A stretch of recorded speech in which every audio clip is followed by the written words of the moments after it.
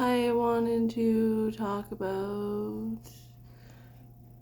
something that is important to me, and that is survival. And one thing that I spent a lot of my life doing is being codependent on my partner. I dated this guy last year for like just about 3 years. His name is Brett. I've spoken about him before. Um, he was a very good-looking man, but like that was his only redeeming quality is he was attractive. Like he didn't like have a job. He didn't really know how to take care of himself. He didn't know how to do anything really besides look good. Which, looking good is like one part of it, but he had no other redeeming qualities. But I digress. So he and I split up in like September of last year for about 3 months.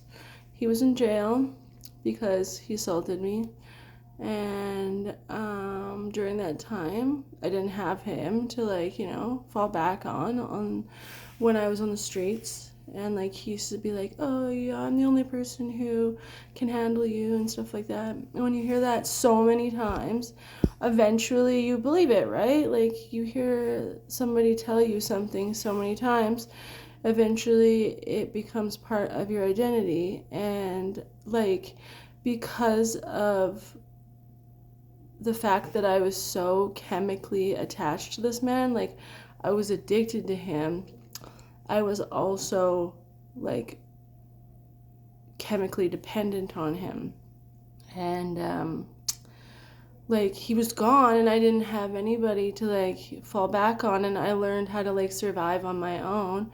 And one thing that I like came to the conclusion of on the streets is that like men are transactions. Like they're not really human beings. And like the men on Hastings, they're not like real guys. And I don't mean to be like mean, but like they all had one thing that they wanted, and that was, I don't have to say it.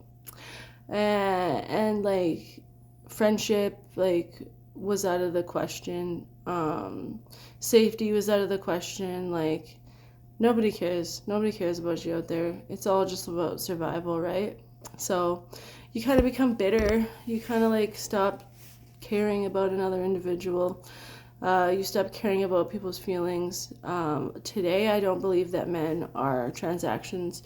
I know there's a lot of really great men out there that like are capable of like being your friend, are capable of fostering a healthy relationship with you without wanting that one thing in exchange. You know what I'm saying? And I had to work hard on that. But when I was on the street, I had to live, right? I was a fentanyl addict, and part of being a fentanyl addict is surviving. And I would find people that I could go to that I knew like to be the savior, you know what I mean? And in exchange, I would give them a bit of my time and energy in exchange for substances, you know what I'm saying? And I was gonna leave. I was gonna leave Vancouver. I had everything all planned out.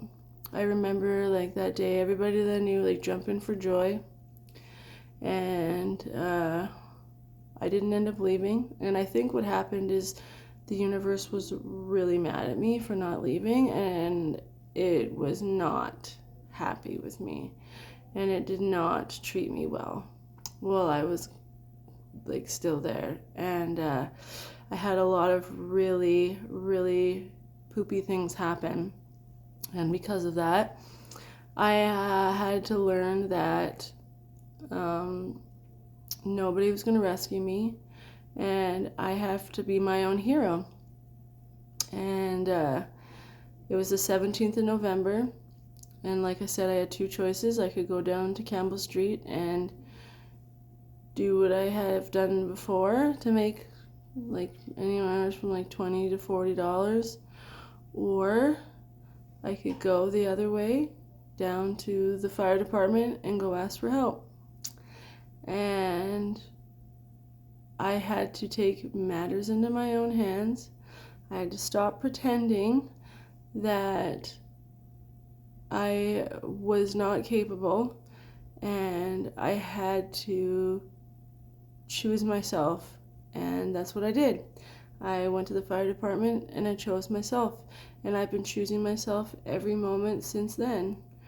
I can confidently say that I love myself. I can confidently say that I am grateful for who I am. I'm grateful that I am alive. I'm grateful that I get to wake up in the morning. I'm grateful that I get to help people. I'm grateful that I get to educate people about like the realities of it. I'm grateful that I'm fucking grateful that I get to share my story. You know, the fact that I'm sitting here is mind-blowing, because a lot of people, most people, don't get out of Hastings. They get stuck there and they die. So I live my life, and I don't take it for granted. I live my life knowing that I have a big responsibility to represent the survivors of Hastings, and I get to represent the people that chose life. You know what I mean? I have a big responsibility in the like in regards to like representing the solution and not the problem.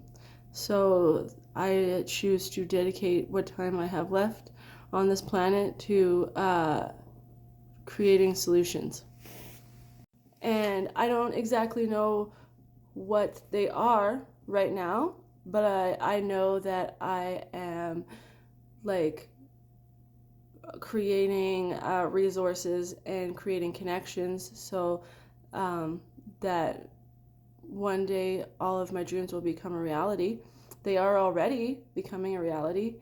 You know, every day I wake up and I get to at least work towards those.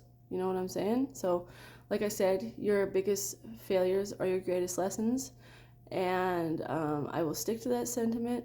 I will represent the survivors of Hastings to the best of my ability, and I will make sure to be a part of the solution and not the problem, and create a better future for the people, because the crisis that this planet is experiencing is extreme, and it's taking some of our best people. So I love you.